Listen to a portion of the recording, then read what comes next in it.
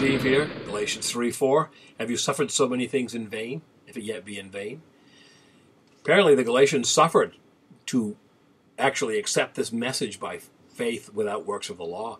The legalistic Christians were trying to drag them underneath bondage, and Paul said, was all that past suffering when you stood up for what was right, was it worth anything? Is it of no value now that you're trying to rock by the law, not by faith? Over in Hebrews 10, he says, the writer says, call to remembrance the former days after you were illuminated, you endured a great flight of afflictions.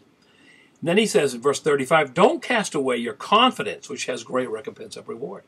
John reminded the Ephesian church in Revelation to remember their first love. Live by the same faith that saved you, he's saying. Don't be dissuaded from a simple faith walk because somebody wants to add bondage to you. Trust the word that you first received, that it's right, and that it will never change. Trust, if you will, your instruments, because every aircraft has instruments that help you to fly, especially when it's dark, when you can't see anything outside the windows. Lieutenant Colonel Jeff Patton flew an F-15 fighter in Desert Storm the first night of the war, and they picked that night because it was moonless and it was dark. It was supposed to help. Well, he was leading these fighters in to attack a chemical plant. As he crossed into the border, all of a sudden he was locked on by an enemy radar. Well, he did all that he could to violently break the lock, and he broke it. And then he got disoriented. And his mind was telling him his plane was in a climbing right turn. But when he checks his instruments, they said he was in a 60-degree dive. Well, he was sure that he was right. But he decided to trust his instruments. He rolled the wings level, pulled his F-15 up, which put a heavy G pressure on him, and leveled out. See, trusting his instruments saved his life.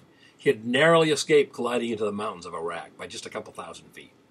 God will guide, and Paul's telling these guys that, to remember your first love. God will guide the instruments inside you by the Spirit of God and through His Word. Even though our minds tell us something, it's kind of attractive to people to think, well, I'm doing this, I'm good, I'm doing this, I'm holy, and I want to make other people holy too by making them do what I want to do.